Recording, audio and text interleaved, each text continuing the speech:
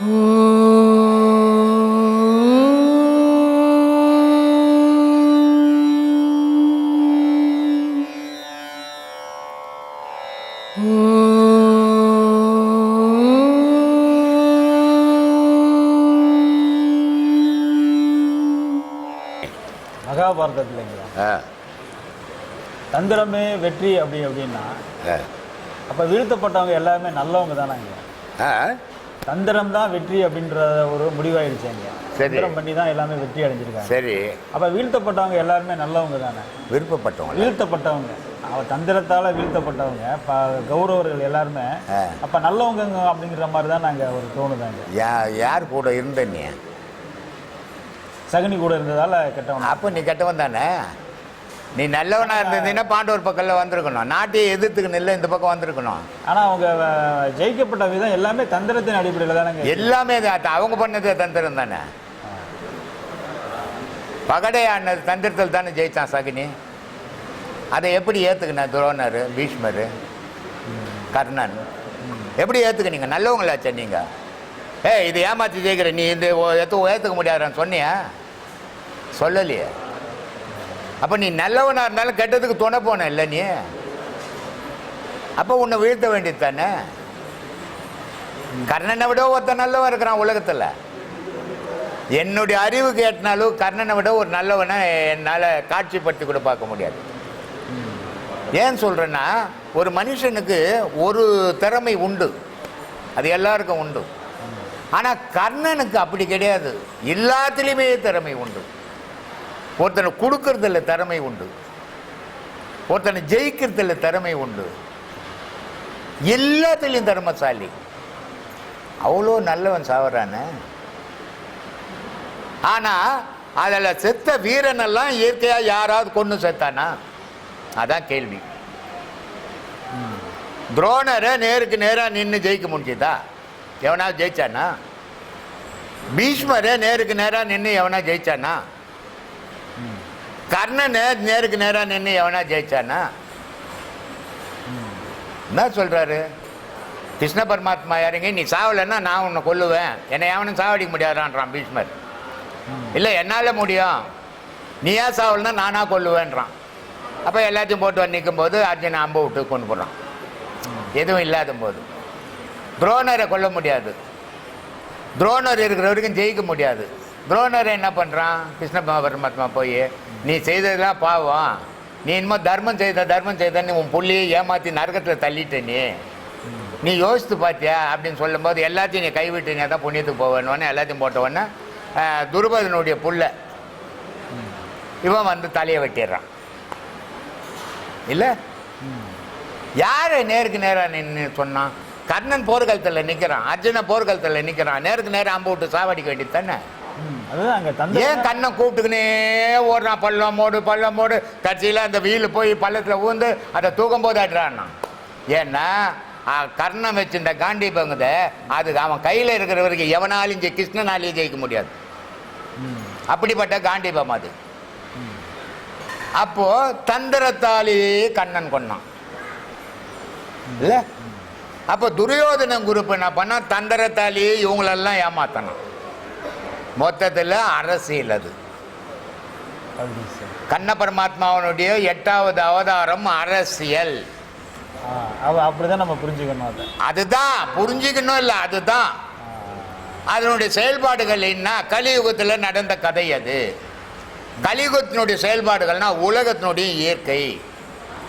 ஒருத்தன் ஏமாற்றுவான், ஒருத்தன் கொலை பண்ணுவான், ஒருத்தன் குத்துவான், அவனை ஏமாற்றுவான். அரசியல் இந்த மாதிரி கோல்மால் பண்ணி அவன் ஆட்சியை இப்படி பிடிப்பான். மொத்த அரசியலும் அதில் உண்டு மகாபாரதத்தில். மகாபாரதத்தினுடைய அரசியல் தான் இன்னைக்கு உலகம் ஃபுல்லாக நடந்துன்னுக்கிறது. உள்ள தொடர்பு ஒற்றுமை இல்லை வேற்றுமை தெரிஞ்சுக்கணும். இது யார் யாருக்கு வரும்? உனக்கு வந்துடுமா, எனக்கு வந்துடுமா? சித்தி முத்தி புள்ளியாருக்கு தான் வரும். சித்தின்னா ஒரு பொம்பளை, முத்தின்னா ஒரு பொம்பளை. எல்லா சாமியும் நம்ம சாமி இல்லை, ரெண்டு பொண்டாட்டி இல்லை அப்படிங்க தெரிஞ்சுக்கிற அந்த நிலை என்ன? அது சித்தின்னா என்ன நிலை, முத்தின்னா என்ன நிலை? ஒரு செயலுக்காக நீ முயற்சி பண்ணுற, ஒரு செயலுக்காக நீ முயற்சி பண்ணுறப்பா, அந்த செயல் வெற்றி அடைஞ்சா முக்தி. அந்த வெற்றி அடைந்த செயலை நீ தக்க வைக்கிறது சித்தி. புரிஞ்சுதா? 1 கோடி ரூபாய் தேடுறதுக்கு நீ தேடின ஒன்றும் இல்லை பிச்சைக்காரன். ஆனால் 1 கோடி ரூபாய் உங்கள் கையில் கிடச்சி போச்சு. அது கிடைச்சது சித்தி. அந்த கிடைச்ச பணத்தை நீ அழிக்காம தக்க வைக்கிற பாரு, அது முக்தி. அப்போ இந்த சித்தியும் முத்தியும் இணைஞ்சதான் உலகத்தில் நடந்துன்னு இருக்குது. அதான் சித்தி முத்தி விநாயகர்னு வாங்கும். 2 பொண்டாட்டிக்கு வச்சுட்டாங்க. அது இல்லையா? வேற வேலையே கிடையாது இருந்தாலுங்க. அதனால் இதனுடைய செயல்பாடுகள் என்ன, நீ ஒரு செயலை நோக்கி பயணம் பண்ணுற, அந்த செயலில் வெற்றி அடைந்து சித்தி. அந்த அடைஞ்ச சித்தியை தக்க வைக்கிறது முக்தி. புரிஞ்சுதா? இறைவனை முழுமையாக உணர்ந்தா தான் அந்த கர்ம வினை அப்படின்ற ஒரு நிலையே தெரியும் அப்படின்னு சொல்லி பட்டினத்தாருடைய பாடல்கள் அது புரியுது. அது என்ன சொல்றாரு? என்னை திருக்கூத்தாய் இப்படி நீ ஆட்டி வைத்தாய், என்னை அறியாமல் உய்வரோ பூரணமே. சரி. அப்போ அவர் கொஞ்சம் ஆராய்ச்சி பண்ணி பார்த்தோம்னா கடவுளை நீ முழுசாக புரிஞ்சுக்கிட்டா தான் இந்த திருக்கூத்துன்ற ஒரு இல்லை சரியா படிக்கணும் எப்பவுமே. அவர் என்ன சொல்றாரு? உன்னை அறியாததுனால நான் இந்த உலகத்தில் கூத்தாடினேன். உன்னை அறிஞ்ச பிறகு எனக்கு அந்த கூத்தெல்லாம் வரலப்பா. இது பூரண மாலையில் சொல்றாரு. அப்போது கடவுளை அறியணும்னா உன் கூத்தெல்லாம் நிற்கணும். நீ கூத்தாடிக்கினே கடவுளை உணரணும்னா, கடவுளை தெரிஞ்சுக்கணும்னா ஒரு காலம் தெரிஞ்சுக்க முடியாது. ஏன்னா சும்மா ஞானத்தில் ஏமாற்றக்கூடாது. இப்போ என்னை கூட அந்த தாமரை செல்வி அந்தம்மா சொல்லுவாங்க, சாமி உங்களை ரிஷின்னு சொல்லலாமா, இல்லை ஞானின்னு சொல்லலாமா, இல்லை யோகின்னு சொல்லலாமா, இல்லை மகானன்னு சொல்லலாமான்னு. இது எதுவுமே சொல்லாதம்மா, மனுஷன் சொல்லுமான்னு. ஏன்னா ஞானத்தை பற்றி பேசுறதால ஞானின்னு நினச்சிக்காதீங்க. புக்கு படிச்சுட்டு பேசுகிறவன் இருக்கிறான், அனுபவிச்சுட்டு பேசுகிறவன் இருக்கிறான், கேட்டு தெரிஞ்சுக்கணும் ஊரெல்லாம் வளர்றவன் இருக்கிறான். இதனால் இவன்லாம் ஞானின்னு நினச்சிக்காதீங்க.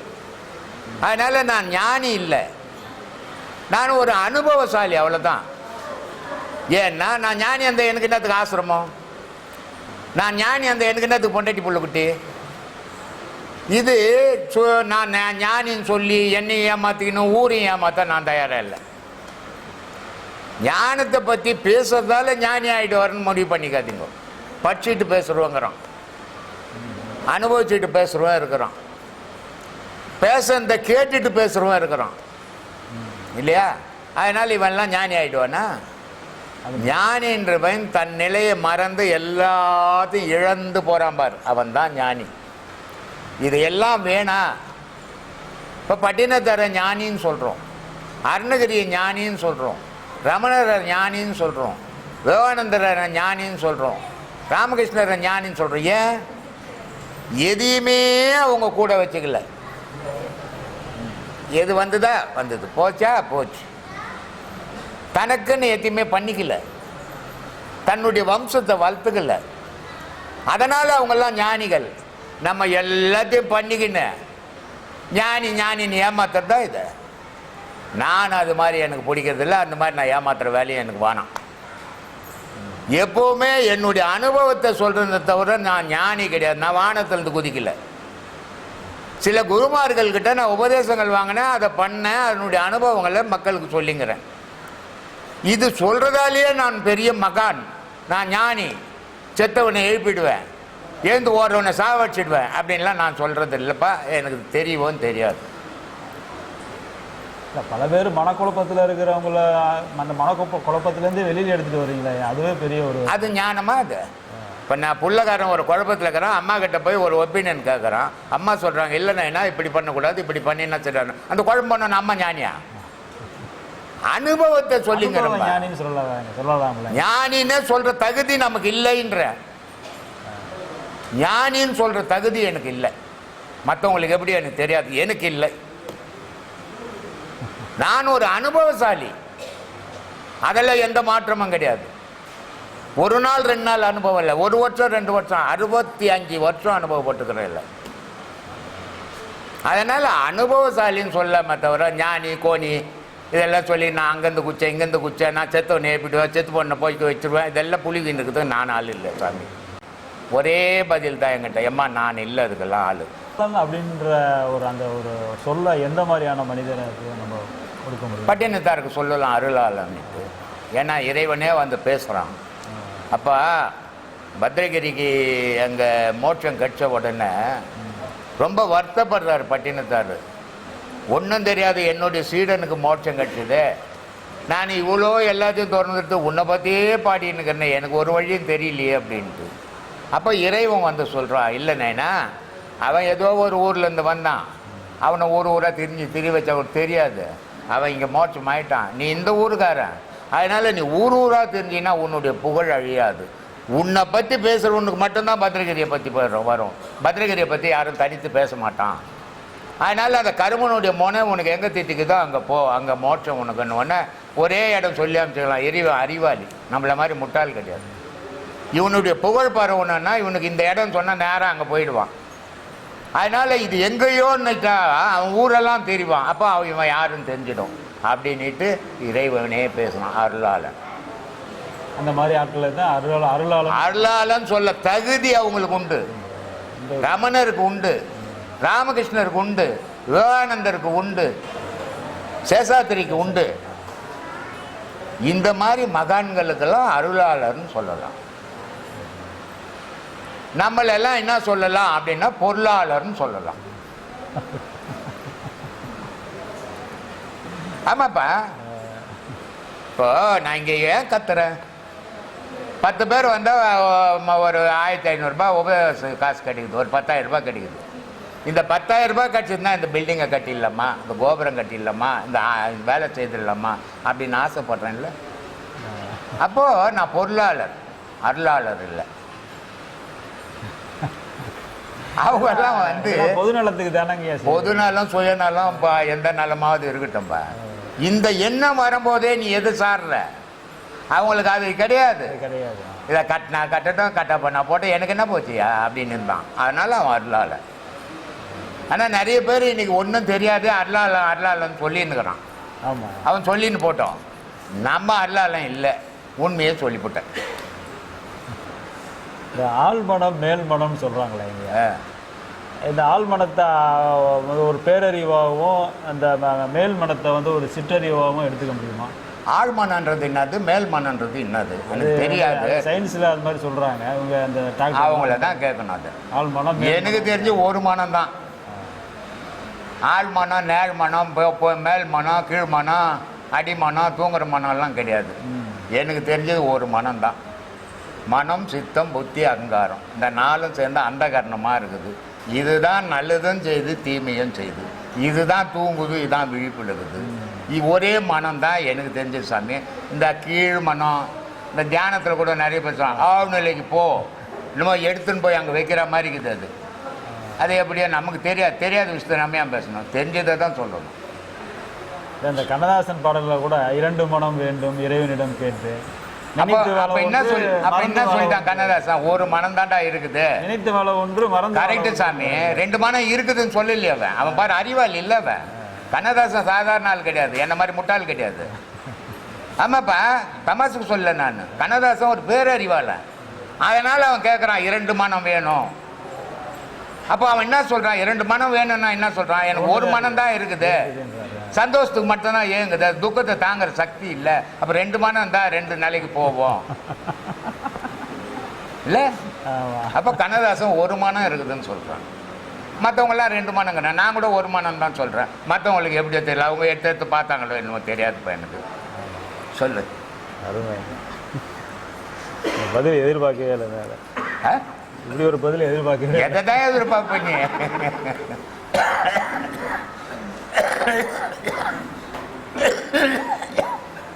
இந்த உணர்ச்சிகளையும் எண்ணங்களையும் அது ஒரு சமநிலைப்படுத்துறது தான் ஒரு சரியான ஒரு வழிமுறையா, இல்லை அதை அடக்கிறது சரியான வழி? அடக்கவும் முடியாது, சமநிலையும் படுத்த முடியாது. கடல் பொங்குது தெரியுமா, பொங்கும் போது அதை அடக்க முடியாது. அதுவே பொங்கி அதுவே அணைஞ்சு போயிடும். அது மாதிரி உனக்கு அதே மாதிரி எழும்பும், அதே மாதிரி அது அழியும்.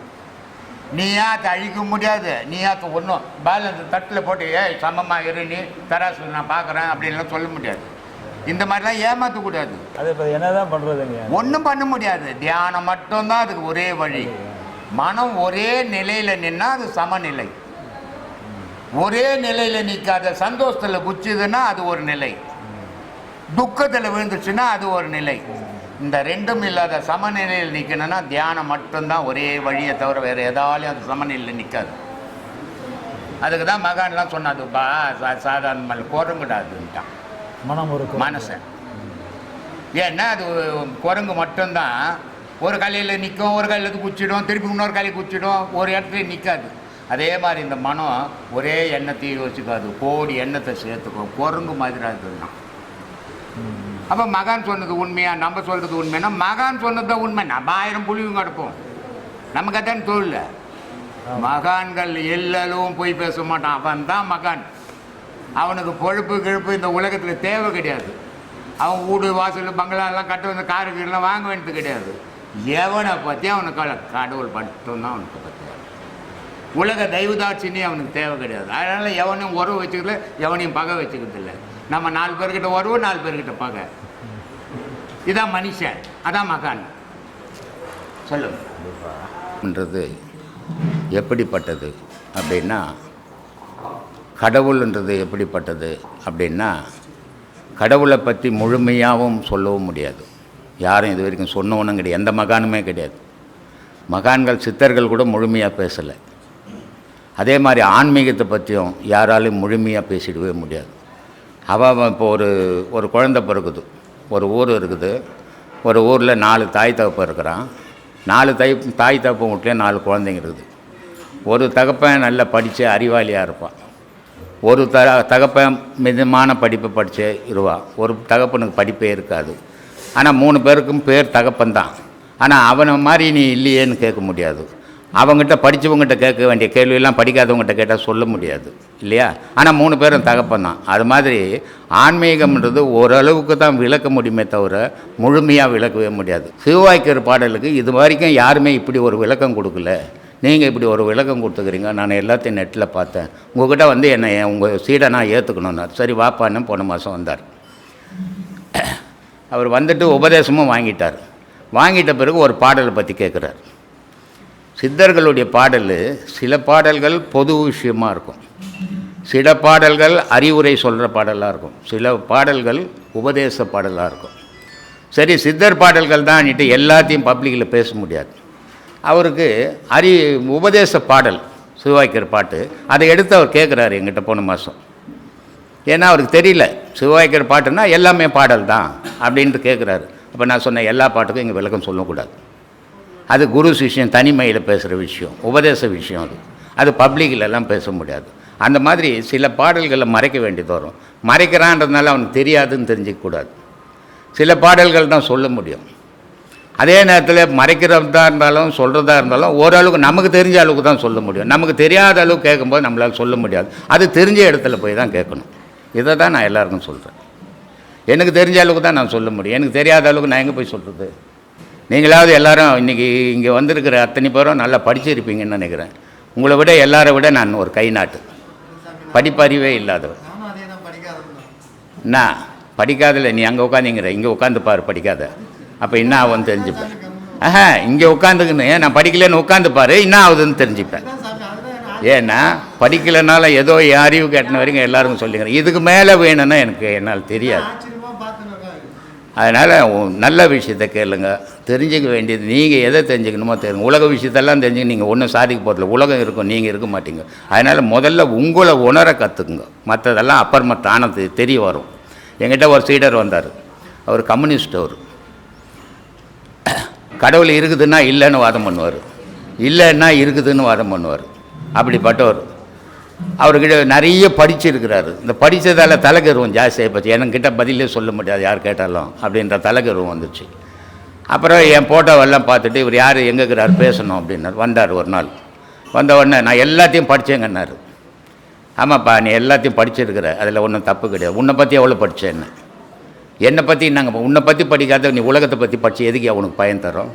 உலகம் இருக்க போது நீ இருக்க மாட்டேன், முதல்ல உன்னை பற்றி படிக்க கற்றுக்கியான்னு. இறங்கி காலில் வந்தார். அவர் எழுதின புக்கு தான் அது, அவர் எழுதின பாடல் தான் இப்போ போட்டுன்னுக்கிறது. ஏன்னா அப்படியே மாறினாங்க. அப்போ அவர் கேட்குறாரு, சாமி நான் இவ்வளோ புக்கு படித்தேன், அப்போ எனக்கு விளக்கங்கள் வரல, ஆனால் இப்போ விளக்கங்கள் வருது எப்படி அப்படின்னாரு. நீ பண்ணுற பாடமும் இல்லை எழுதிக்கிற பாட்டும் ஒன்று தான். நீ வெறும் பாட்டை படிக்கும்போது உனக்கு புரியல, பாடத்தோடு படிக்கும்போது உனக்கு புரியும். மனம் கேள்வி பதில் அறிவு கேள்வி கேட்கும், மனம் பதில் சொல்லும். இது ஒரு மனுஷனுக்குள்ளே 2 விஷயங்கள் நடக்குது. அது அனுபவ ரீதியாக போனால் தான். வெளியே பேப்பரை வச்சுன்னு கேள்வி கேட்டால் வாழ்நாள் ஃபுல்லாக கேட்டால் கூட விடை கிடைக்காது. அதனால தான் சொல்கிறது, மனசில் இருக்கிற சந்தேகத்தை முதல்ல நீக்கிடுங்க, உபதேசம் வாங்குங்க, பாடம் பண்ணுங்க, உங்களுக்கு எல்லாமே விளங்கும். நான் சொல்கிறத விட நீங்களே அனுபவிச்சு எடுக்கிறது சத்தியமான விஷயம். அதுதான் உங்களுக்கு சரியான விளக்கமாக இருக்கும். நான் சொல்கிறதோடு போய் போட்டு இருக்கோம் அப்படின்னே சொல்கிறேன். அதை எடுத்துக்கின்னு நடந்துக்கணும். சொல்லுங்கள். சரி பஞ்சபூதம் கடவுள்ன்றீங்க, மனம் கடவுள் சொல்றீங்க. சரி. அதுக்கப்புறம் உணர்வு கடவுள்னு சொல்றீங்க. சரி. நான் ஆன்மீகத்தில் இறைவனை பக்தியில் வணங்குறதுல பக்தியாக நல்லா கோயிலும் போவோம். ஒரு மனது நமக்கு தெளிவாக இப்போ நான் முருகனை அதிகமாக கும்பிடுவையா. இப்போ நீங்கள் உங்களுடைய வீடியோவை பார்க்கும்போது நிறையா சொல்லியிருக்கீங்க. உணவு கடவுள், பஞ்சபூதம் கடவுள், நீர் கடவுள் போது என்னால் எதை எடுத்துட்டு எப்படி எனக்கு வழிபாடு தெரியல. அதில் ஒரு தெளிவு எனக்கு கிடைக்கல. அந்த தெளிவு ஒரு கிடைக்கும். இப்போ கல்யாணம் ஆகிடுது இல்லை, உங்களுக்கு குழந்தைங்களாம் இருக்குது. கல்யாணம் ஆகும்போது எத்தனை பொண்ணு பார்த்தீங்க நீங்கள்? 10 பொண்ணு பார்த்துப்பேன். பார்த்தது எல்லாமே பொண்ணு தானே, அதில் எந்த சந்தேகமும் கிடையாது. அப்போ முதல் பொண்ணை காட்டினோடனே நீங்கள் கல்யாணம் பண்ணியிருக்கலாமே, பண்ணலை. அப்போது உங்கள் மனசுக்கு எந்த பொண்ணு பிடிச்சதோ அந்த பொண்ணை தான் நீங்கள் கல்யாணம் பண்ணிடுங்க. ஆனால் நீங்கள் பிடிக்கலன்னு பொண்ணை யாரும் கட்டிக்காமல் இருக்க போதில்லை, கட்டிக்க தான் போகிறாங்க. அதே மாதிரி கடவுள் என்ற உருவத்தை சிலையை யார் மனசுக்கு எது பிடிக்குதோ எது கவருதோ அதை வழிபடுறாங்க. கடவுள்ன்றது ஒன்று தான். உன் மனம் எது இதுதான் கடவுள்னா அதான் கடவுள். இதனால தான் ரொம்ப அழகாக சொன்னார் பாம்பன் சாமி, கடவுளில் ஒன்றும் வேற்றுமையே கிடையாதுப்பா, கடவுள் ஒரு பொருள் தான். ஆனால் மனுஷனுடைய மனசில் வேற்றுமைகள் இருக்குது. நான் காட்டில் கூட அதான் போட்டுருப்பேன். கடவுள் ஒரு பொருள் தான். உங்களுக்கு 4 குழந்தை பிறகுது. உங்களுக்கு நான் எத்தனை பசங்க? 2 பசங்க இருக்குது. 2 பசங்களும் உங்கள் குழந்தைங்க தானே. 2க்கும் ஒரே பேர் வைக்கலாம்ல, ஏன் வைக்கல? ஏன் வச்சுக்கிறீங்க அப்படி? உங்கள் குழந்தை தான், 2 குழந்தை தான், அதுக்கு ஒரே பேரை வச்சுட்டு கூப்பிட்டா என்ன முடியல. அதே மாதிரி கடவுள்ன்றது ஒவ்வொருத்தரும் மனசுக்கு ஒவ்வொருத்தரும் விரும்புது. அப்போ அதுக்கு விருப்பத்துக்கு ஏற்ற மாதிரி உருவங்களை அமைச்சு அந்த உருவத்துக்கு ஏற்ற மாதிரி பேர்களை வச்சுருக்குது. அது யார் யார் மனசை எதை கவருதோ அதை விரும்புது. ஆனால் கடவுள்ன்ற பொருள் எல்லாமே ஒன்று தான். நீ நினைக்கிற பொருள் இந்த சிலை இதுதான் கடவுள், மற்றதெல்லாம் கடவுள் இல்லைன்னு நினைக்கல. நீ வழிபடுறது கடவுள், அவன் வழிபடுறது கடவுள், மொத்தத்தில் எல்லாம் கடவுள் தான். அதில் எந்த வேற்றுமையும் கிடையாது. அதனால் மனம் விரும்புகிற உருவத்தை விரும்புது. அதனால் தவறில்லை. இதை தான் பாம்பன் சாமி சொல்கிறாரு. அண்டமாய் அவனியாகி அரியன பொருளுமாகி தொண்டர்கள் குருவுமாகி துகிலாறு தெய்வமாகி எந்திசை போற்றி நின்ற எண்ணருள் ஈசனான திந்திரல் சனவனத்தான் தினமும் என் சிரத்தை காக்கின்றார். மகாவிஷ்ணுன்றது கடவுள் தான்பா, சிவம்ன்றதும் கடவுள் தான், அம்பாள்ன்றதும் கடவுள் தான், முருகன்றதும் கடவுள் தான், விநாயகன்றதும் கடவுள் தான். ஆனால் என் மனசுக்கு பிடிச்சது முருகன்ற பேர், அந்த பேரில் நான் வழிபட்டு நிற்கிறேன். கடவுள் ஒரு பொருள் தான்பான்ட்டார். அதனால் மனுஷனுடைய மனசு எதை ஏற்றுக்குதோ, ஒரே பொருளை ஏற்றுக்குச்சுன்னா உலகத்தில் ஒரே கடவுளே இருந்திருக்கும். இத்தனை மதங்களே தோன்றிருக்காது. ஒரே குருவை ஏற்றுக்குச்சுன்னா ஒரே குருவே இருந்திருப்பார். இவ்வளோ லட்சம் கோடிக்கணக்கான குருமார்கள் தேவையில்லை. மனசு விரும்புது. ஆனால் குருமார்கள் தெரிஞ்சவனு இருக்கிறான், தெரியாதவனுக்குறான், ஏமாத்துறவனா, எல்லாம் பண்ணுறவனுக்குறான், எல்லாருக்கிட்டும் ஒரு கூட்டம் இருந்துக்கினே இருக்குது. அப்போது அதை தான் அவன் மனசு விரும்புகிற மாதிரி போதே தவிர உண்மையை தேடி போகிறதில்லை. இதான் வித்தியாசம். ஏன்னா அவர் மட்டும்தான் தனக்குன்னு வேணும்னு சேர்க்காதவர். யாரால கொடுக்க முடியும்? தனக்குன்னு ஒரு பொருளை யார் எடுத்து வைக்கலையோ அவங்களால மட்டும்தான் இன்னொருத்தருக்கு தானம் கொடுக்க முடியும். ஐயா 7 வயசுல மாடு மேய்ச்சினாரு, 11 வயசுலேருந்து தொழில் செய்கிறாரு. அப்போ எவ்வளோ சம்பாதிச்சிருக்கலாம்? சுயமாக வேலை செய்கிறாரு, நல்லா சம்பாதிச்சிருக்கலாம். அதுக்கப்புறம் ஐசிஎஃப்ல வேலை செஞ்சார், நல்லா சம்பாதிச்சிருக்கலாம். அவர் தொழில் தெரியாத வித்தை இல்லை, அப்போ எவ்வளோ விஷயங்கள் சம்பாதிச்சிருக்கலாம். ஆனால் எதுவும் இன்ன வரைக்கும் அவ்வளோ சம்பாதிச்சுலையும் அவர் தனக்குன்னு எடுத்து வைக்கல. அவரு காசால வாங்கின அந்த ஒரு இடம் கூட அவருடைய பேர்ல இல்லை. காரணம் என்ன? அடுத்தவங்களுக்கு யார் உதவி செய்யணும்னு நினைக்கிறாங்களோ தன்னுடைய பேர்ல எதுவுமே இருக்கக்கூடாதுன்னு நினைப்பாங்க. அவங்களால மட்டும்தான் தன்னை நாடி வரவங்களுக்கு எல்லாத்தையும் கொடுக்க முடியும். ஏதாவது ஒரு பொருள் என் பேர் மேலே இருந்ததுன்னா நான் எப்படி கொடுக்க முடியும்? கொடுக்கவே முடியாது. புரியுதுங்களா? அப்போ சுயநலம், குருன்றவர் எப்படியா இருக்கணும்? சுயநலம் இல்லாதவர் இருக்கணும். எந்தேனே இது எந்தப்பா அப்படின்னு சொல்லாதவராக இருக்கணும். அப்போ நாம இந்த இடத்துல ரொம்ப விழிப்பா இருக்கணும், ரொம்ப கவனமா இருக்கணும். பாடம் கொடுக்கறதுனாலயோ ஒரு கலையை கற்றுக் கொடுக்கறதுனாலயோ யாரும் குருவாகிட முடியாது. ஒரு குருன்றவரு தன்னை இழக்க தயாரா இருக்கணும். தான்ன்ற எண்ணம் ஒரு மனுஷனுக்கு இருந்ததுன்னா அவரே மனுஷனா வாழவே தகுதி இல்லாத ஒரு மனுஷனாயிடுவாரு. ஐயா சொன்னதுதான், எங்க இருந்து ஒன்னா பாவத்தை பண்ணுங்க, இந்த வழியில பாவத்தை பண்ணாதீங்கப்பா. ஒரு பாமர மக்கள், வேதம் தெரியாதவங்க முட்டை சாப்பிடலாம், கறி சாப்பிடலாம், மீன் சாப்பிடலாம், எந்த விதமான பாவமும் கிடையாது. எந்த பாவமும் எந்த வேதத்திலையும் சொல்லலை. ஏன்னா அவங்க அறியாமல் இருக்கிறாங்க. அதனால அது பாவம் இல்லைப்பா. யார் செஞ்சா பாவம்?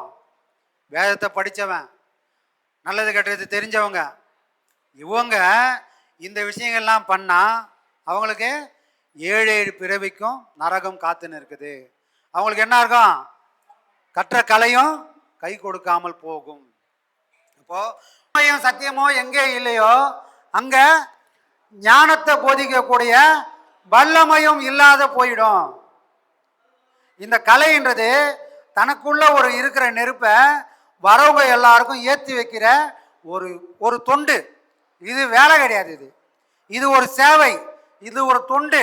ஏன்னா அறியாமை விளக்க உட்காந்து ஒருத்தர், இப்போ நான் அறியாமையில் இருக்கிறேன், என் பக்கத்திலேயே உட்காந்து ஒருத்தர் டெய்லி எனக்கு வழி காட்ட முடியுமா? ஏப்பா இதாம்மா நல்லதுன்னு ஒருத்தர் வழிகாட்டினே இருக்க முடியுமா? முடியாது. ஆனால் நாம செய்யக்கூடிய பாடம் நமக்கு நல்லது கெட்டதை அதை எடுத்து உரைக்குது. அப்படின்னா என்ன அர்த்தம்? அந்த கலையை யார்கிட்ட இருந்து வாங்கினாதான் அந்த கலை பழிக்கும். நம்ம ஒரு தொழில் தொடங்குறோம், ஒரு நல்ல விஷயம் பண்றோம். என்ன சாமி, ஒரு நல்ல தொழில் தொடங்குறோம்னா என்ன பண்ணுவான்? வீட்டில் இருக்கிற பெரியவங்ககிட்ட அவங்க கையால் காசை வாங்குவோம். ஏன் அவங்க கையால் காசு வாங்குவோம்? அவங்க மட்டும்தான் நாம் நல்லா ஆகணும்னு நினைப்பாங்க. போகிறவர்களெலாம் வாங்கிட முடியுமா? ஒரு நல்ல காரியம் தொடங்கினா கூட யாரோ ஒரு பெரியவங்க கிட்டேயோ வீட்டில் நமக்கு தெரிஞ்சவங்ககிட்டயோ நாம் நல்லா இருக்கணும் யார் நினைக்கிறாங்களோ அவங்க மூலயமா கொடுத்து வாங்கினா மட்டும்தான் அந்த செயல் ஒரு முன்னேற்றத்துக்கு வரும். அந்த தொடங்கின செயல் விருத்தி ஆகுன்றது உலக வாழ்க்கையிலேயே நாம் ஒரு சம்பிரதாயமாக அதை பண்ணிகிட்டு இருக்கோம். அப்போது இவ்வளோ பெரிய கலை, இந்த கலை ஏதோ நம்ம வர பாடம் கிடையாது. இது என்ன? கரை சேர்க்கிற வித்தை. எந்த வித்தை இது? உலகத்தில் பிறந்ததெல்லாம் செத்து தான் தீரணும். அது இந்த உலகத்தோட இயற்கை, அதுதான் விதி. அதை யாரும் ஜெயிச்சவங்க இந்த உலகத்தில் ஒருத்தர் கூட கிடையாது. அது என்ன சாமி உண்மை? பிறந்தவங்க எல்லாம் போய் தானே ஆகணும். யாராவது இருந்துக்கிறாங்களா? நமக்கு முன்னாடி எந்த பரமையில் இருந்தவங்க யாரும் இல்லை. அப்போ நாமளும் இருக்க மாட்டாங்கன்றது தான் விதி. ஆனால் இந்த பாடம் ஒன்று மட்டும்தான், நீ பிறந்துட்டு அதை மாற்ற முடியாது. ஆனால் திரும்பவும் இன்னொரு அம்மா வயிற்றுல இன்னொரு கரு வயிற்றுல போகாமல் இருக்கிறதுக்கான சக்தியை, அந்த ஜோதியை, அந்த ஞானத்தை நமக்கு கொடுக்கக்கூடிய வல்லமை இந்த ஒரு பாடத்துக்கு மட்டும்தான் உண்டு. ஏன்னா அதுக்கு சாட்சியாக இருக்குது நம்மளுடைய குருநாதர் இருக்கார். அவர் மட்டும்தான் ஐயா சொல்லுவார், விதியை ஜெயிக்கவே முடியாதுப்பா. விதி மட்டும்தான் உன்னோட தொடக்கமும், விதி மட்டும்தான் முடிவும். அதுதான் உன்னை ஆட விடுது, அதுதான் உன்னை அடக்கவும் போகுது. ஆனால் இடைப்பட்ட இந்த வாழ்க்கை விதியை நம்பி நீ வாழ்நாள கழிச்சிடாத. எப்படி? ஐயா விதி தான்ப்பா எல்லாம் அப்படின்னு சொன்ன அதே ஐயா தான் விதியின் பெயரால சும்மா உக்காந்துடாத. விதி தான் நீ பிறக்கிறதுக்கு காரணம், விதி தான் நீ போகிறதுக்கும் காரணம். ஆனால் இந்த பிறக்கிறதுக்கும் போகிறதுக்கும் நடுவில் இடைப்பட்ட வாழ்க்கைன்னு ஒன்று இருக்குது. அந்த வாழ்க்கையில் உனக்குன்னு ஒரு மதிய இறைவன் கொடுத்துருக்கிறான். அந்த மதியை கொண்டு நீ வாழ்ந்துக்கோ. அந்த மதியை கொண்டு நான் வாழ்ந்தால் விதியை ஒரு வேளை வெல்லக்கூடிய வல்லமை நமக்கு கிடைக்கலாம். எதை கொண்டு வாழ்ந்தால்? மதியை கொண்டு வாழ்ந்தால். அப்போனா மதியனா அறிவு சாமி, அப்போனா மற்றவங்களாம் பாடம் பண்ணாதெல்லாம் அறிவு இல்லாமல் இருக்கிறாங்க அப்படி ஒரு கேள்வி வரலாம்ல. அப்போ பாடம் பண்ணுறவங்க தான் அறிவோடு இருக்கிறாங்களா? மற்றவங்கன்னா அறிவு இல்லாமல் இருக்கிறாங்க? இது அப்படி இல்லை. மற்றவங்க எல்லாம் மனசோடு இருக்கிறாங்க, அறிவுக்கான செயல் கம்மி. ஆனால் பாடம் பண்ணுறவங்களுக்கு மனசோட செயல் குறையும், அறிவோட செயல் அதிகமாகும். மனம் உடலோடு சேர்ந்து உறவாடனா அது உலக வாழ்க்கை. அதே மனம் உயிரோடு சேர்ந்து உறவாடுனா அது இறைவனோட வாழ்க்கை, அதுதான் ஆன்மீக வாழ்க்கை. எப்படி சாமி? இந்த மனசு உடம்போடு சேர்ந்து உறவாடுனா அது உலக வாழ்க்கை. அதே மனம் இந்த உடல் நானல்ல, இந்த மனம் நானல்ல அப்படின்னு சொல்லிட்டு அப்படி மனம் உணர்ந்து அது நம்மளை உயிரோடு சேர்ந்து போச்சு உறவாடுச்சுன்னு சொன்னால் அது நான் வாழ்கிற வாழ்க்கை ஆன்மீக வாழ்க்கை. அந்த வாழ்க்கை இறைவனோட நம்மளை கொண்டு போய் சேர்க்கக்கூடிய வல்லமை அந்த வாழ்க்கைக்கு உண்டு. எதோட உறவாடினா? உயிரோட என் மனம் உறவாடனா. அப்போ தனக்கு ஒரு உயிர் இருக்குது, அந்த உயிர் இல்லைன்னா நான் போனோம் அப்படின்னு யாராவது ஊர் உலகிற சொல்கிறாங்களா? சொல்லுவாங்க. எப்போ சொல்லுவாங்கன்னு சொன்னால் சாவுக்கு போகிறவங்க சொல்லுவாங்க. சாவுக்கு போகிறவங்களுக்கு ஒரு ஞானம் வருமா. அந்த ஞானம் எவ்வளோ மோசமான ஆளாக இருந்தாலும் அந்த பர்டிகுலர் டைமில் அவனுக்கு ஒரு ஞானத்தை உருவாக்கிடும். என்ன ஞானம்? இந்த உலகன்றதே இவ்வளோதான்ப்பா, இந்த மனுஷன் வாழ்க்கைன்றதே இவ்வளோதான். நீ 1000 வச்சுருந்தாலும் ஒரு நாள் எல்லாரும் போய் சேர்ந்துட வேண்டியது தான், இது எதுவுமே நிலை இல்லைப்பா அப்படின்னு அந்த ஞானத்தை இறைவன் எங்கே ஊட்டுறான்? சாவு வீட்லையும் சுடுகாட்லையும் ஊட்டுறான். அது எது வரைக்கும் வரும்? தலையில் தண்ணி ஊற்றுற வரைக்கும் வரும். தண்ணி ஊற்றுன உடனே அந்த ஞானம் தண்ணியோடு போயிடும். திருப்பி நான் எந்த கோலத்தில் இருந்தனோ அந்த கோலத்துக்கு தன்னை மாற்றி வச்சிடும். அப்போது மனசோடு நான் உறவாடணுன்னு சொன்னால் ஞானம்ன்றது வந்து வந்து போகிற ஒரு விஷயமாயிடும். ஆனால் உயிரோடு உறவாடினா என்னோட ஞானம் எனக்கு தக்க வச்சுக்கும். புரியுதுங்களா? அப்போது ஐயா என்ன சொன்னார்? உலகத்தை பார்க்காத உன்னை பாருப்பா. எதுக்கு உன்னை பாருன்னாரு? அப்போ நான் யாருன்னு தெரிஞ்சாதானே என்னை பார்க்க முடியும். நான் யாராக இருக்கிறேன் அப்படின்னு ஐயா சொல்கிறதுக்கு முன்னாடி நான் போய் என்னை யாருன்னா கேட்டுதான் சொல்லியிருப்பேன். கேட்குறவங்களாம் பைத்தியக்காரன் இருப்பேன். அதனால சாமி சொல்லியிருப்பேன். ஐயாவுக்கு முன்னாடி 1000 ஞானி இருந்தாங்க, 1000 பேர் உபதேசம் பண்ணியிருந்தாங்க. யார் சொல்லி எனக்கு புரியவே இல்லை. ஆனால் ஐயா வந்து சொன்னதுக்கு அப்புறம் தான் நீ யார், நீ எதுவாக இருக்கிற. விவேகானந்தருக்கு ராமகிருஷ்ணர் காட்டின மாதிரி இன்னைக்கு நம்ம எல்லாருக்கும் ஒரு ராமகிருஷ்ணரா நம்மளுடைய குருதேவர் இருந்து நம்மளை எல்லாரையும் விவேகானந்தரா மாத்திர முயற்சியில் இருக்கிறார். அவர் ஏதோ அங்கே சும்மா உட்காந்து ஒரு நொடியும் பாடம் யாரெல்லாம் பண்ணுறாங்களோ அவங்க எல்லாரையும் விவேகானந்தரா மாற்றக்கூடிய ஒரு முயற்சியில் ஐயாவும் பாடம் பண்ணி கொண்டு இருக்கிறார். எதுக்காக அவர் விவேகானந்தரா மாறணும்? எல்லாரையும் எதுக்கு மாற்ற முயற்சி பண்ணணும்?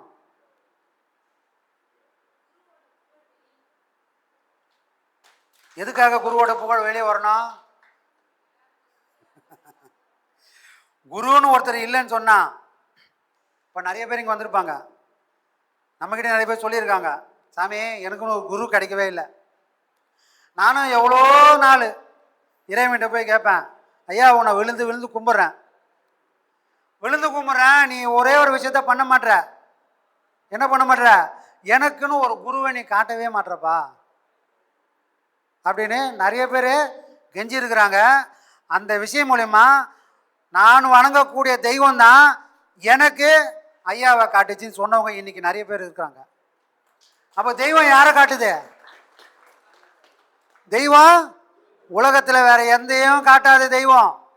நீ போய் கத்தி கதறி கூப்பாடு போட்டாலும் செவி சாய்க்காத அதே தெய்வம் உனக்கு எனக்கு குரு ஒரு தேவரை கண்டுபிடிச்சு கொடுப்பா, எனக்கான குருவை நீ காட்டி கொடுன்னு போய் கேட்டால் அந்த தெய்வம் உன்னோட வேண்டுதலை ஏற்றுக்கின்னு உனக்கான குரு இதோ இருக்கிறாருன்னு உனக்கு கனவுலையோ வேற ஏதோ ஒரு சூட்சுமத்திலையோ உன்னோட கேள்விக்கு ஒரு பதில் சொல்றது மூலியமா ஒரு அடையாளத்தை ஏற்படுத்தி உனக்கான குருவை காட்டி கொடுக்கும். சரி, குருதேவர்கிட்ட வந்துட்ட, நம்ம ஒரு குரு தெய்வம் காட்டின குரு கிட்ட வந்துட்டோம். இப்போ குருவே தெய்வம், நம்ம அங்கதான் இருக்கிறோம். குருதேவர் என்ன பண்ணுவாரு? அவரு என்னையே பாருன்னு அவர் சொல்லவே மாட்டார். அவர் சொன்னாருன்னா நான் தான் குருன்னு அவர் சொல்லவே மாட்டார். சொன்னாருன்னா என்ன அர்த்தம்? அவர் பெரிய ஜீரோன்னு அர்த்தம். நான் தான்ப்பா குரு, நீங்களாம் சீடன்னு சொன்னால் அவர் இன்னும் குருவும் தெரியல, சீடனுக்கும் லாய்க்கு இல்லைன்னு அர்த்தம். ஒரு குருவானவர் என்ன நம்பாத. ஐயா என்ன சொன்னாரு, சாமி தெய்வத்தை எனக்குள்ள உணர முடியுமா, நீங்க பார்த்தீங்களான்னு கேட்டவங்களாங்கிறாங்க. ஐயா முன்னாடியே இதே மாதிரி மீட்டிங்கில், சாமி தெய்வத்தை காட்ட முடியாதுங்களா, முதல்ல நீங்கள் பார்த்தீங்களா அப்படின்னு கேட்ட கூட்டமெல்லாம் இருக்குது. அதுக்கு ஐயா கோவப்படல, நான் பார்த்தேன், அது சத்தியம். ஆனால் நான் பார்த்ததுனால உனக்கு என்ன லாபம்? உனக்கு லாபம் இல்லைல்ல. நான் ஏதோ தூக்கத்தில் ஏந்து பார்த்த மாதிரி நான் பார்க்கல. நான் ஒரு பயணத்தில் போனேன். அந்த பயணத்தோட முடிவா, அந்த பாதையோட முடிவா தெய்வத்தை நான் பார்த்தேன். உனக்கும் தெய்வம் வேணுமா, நீயும் பார்க்கணுமா, நீயும் அந்த பாதையில் பயணம் பண்ணு. அதோட பாதையோட முடிவில் உன்னாலையும் தெய்வத்தை பார்க்க முடியும்னு ஐயா சொன்னார். இறைவன் கிட்ட போனா இறைவன் என்ன பண்றான், குரு கிட்ட அனுப்புறான். குரு கிட்ட போனா குரு என்ன பண்றாரு, தெய்வத்துக்கிட்ட அனுப்புறாரு. இது ஒரு முடிவில்லாத வட்டம். இது மட்டும்தான் சத்தியம். இது ஒருத்தரை காட்டுறேன். இது ஒரு ஊருக்கு வழி தெரியலன்னா போட்டு வச்சிருவாங்க, இந்த ஊருக்கு போற வழி எதுதான் காட்டுற மாதிரி. இவங்க ரெண்டு பேரும் ஒருத்தர் மாத்தி மாத்தி காட்டிப்பாங்க. ஏன்னா இவங்க ரெண்டு பேருமே எப்பவுமே உலகத்துல இருக்க போறவங்க, எப்பவுமே இருந்துக்கினே இருக்கிறவங்க. அப்போ அனித்தியமான பொருளை அவங்க கை காட்டவே காட்டாது. சாவ போறதை காட்ட முடியுமா? எது இந்த உலகத்துல சாஸ்வதமா இருக்குமோ, எது எல்லா காலத்திலும் இருக்குமோ, நமக்கு முன்னாடியும் நாம போறதுக்கு அப்புறமா எந்த பொருள் எது உண்மையோ அந்த பொருள் என்ன பண்ணா ஒருத்தரை மாத்தி ஒருத்தர் கை காட்டிப்பாங்க. அதுல ஒருத்தர் யாரு, ஒன்னு தெய்வம், ஒன்னு குரு.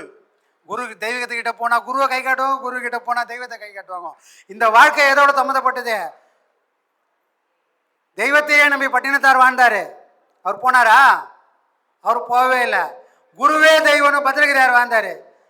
அப்ப யாரு முன்னாடி போனது? குருவே தெய்வம்னு வந்து வாழ்ந்தவர் தான் முன்னாடி இறைவன் கொண்டு போயிட்டான். இறைவனு கூட தெரிஞ்சது. ஏன்னா என்னால பண்ண முடியாத ஒரு விஷயத்த ஒரு குருவின் மூலமா இறைவன் கண்டுபிடிக்கிறான், இறைவன் செயல்றான். அந்த உலகத்துல எந்த தெய்வமாவது உபதேசம் கொடுத்துருக்கான்? எந்த தெய்வமாவது ஞானத்தை போதிச்சுக்குதானா? எந்த தெய்வம் சும்மா மட்டுமே இருந்திருக்குது. ஆனால் குரு தேவர் மட்டும்தான் தெய்வத்தையும் காட்டி கொடுத்து நம்மளை சும்மா இருக்க வைக்கிறாங்க. ஏன்னா நம்மளால ஒரு நிமிஷம் கூட சும்மா இருக்கவே முடியல. சும்மா இருக்கிறோமா? சும்மா இருக்கிறதே இல்லை. உடல் மட்டுமே சும்மா இருக்குது. மனம் ஒரு நேரம் கூட சும்மா இல்லாம கடிகாரத்தில் அந்த பெண்டுலம் மாதிரி சதா மனம் ஆடிக்கினே இருக்குது. எங்கேருந்து எங்கே போய் நிற்குது? அங்க ஆடி நாய் போல் அலையாதிரு மனமேனு எவ்வளோ சொன்னாலும் அது ஒரு நிமிஷம் கூட நிற்க மாட்டேங்குது. அப்போ அது நிற்கணும்னா என்ன பண்ணுறது? அது நிற்கணும்னா என்ன பண்ணுறது சாமி? நிற்காம ஓடிட்டு இருக்கிற மனம் நிற்கணும்னா என்ன பண்ணணும் அப்படின்னு சொன்னால், ஓயாம வெளியவும் உள்ளவும் போய் அந்த மூச்சை எனக்கு உள்ளுக்குள்ளே ஓட்டுறதுக்கான வழியை முதல்ல நான் கண்டுபிடிச்சிக்கணும். என்னுடைய மூச்சு எனக்குள்ள ஒடுங்கினா, என்னுடைய பிராணன் எனக்குள்ள ஓடனா, அப்போதான் தெரியும் என்னுடைய மனமும் அடங்கி ஒடுங்கி ஒரு இடத்துல நிற்கும். அப்போ மனம் அடங்கணும்னா முதல்ல எதை அடக்கணும்? என்னுடைய மூச்சை அடக்கணும். மூச்சை அடக்கணும்னா மூச்சை டம் கட்டின்னு இருக்கிறது இல்லை, வெளியே போகாம உள்ளுக்குள்ளேயே ஓட்டுறது மட்டும்தான் மூச்சை அடக்கிறது. எனக்குள்ள அடக்கி வைக்கிறது தான் மூச்சு பயிற்சி. அதை தான் நம்ம குருதேவர் சொல்லி கொடுக்குறாரு. அந்த பயிற்சி தான் இன்னைக்கு நம்ம எல்லாருக்கும் ஒரு தெளிவை கொடுத்துருக்கு. இல்லைன்னா வாழ்க்கைன்னு எதுவும் தெரிஞ்சிருக்காது, அந்த எந்த வழியில் போகணும்னு தெரிஞ்சிருக்காது. இவ்வளோதையும் கிடைத்து நமக்கு நம்ம கடைபிடிக்க காரணமாக இருந்த நம்மளுடைய குருநாதரை நம்ம மனசில் என்ன நினைக்கும் நம்ம கோயில் கட்டி கொண்டாடணும்.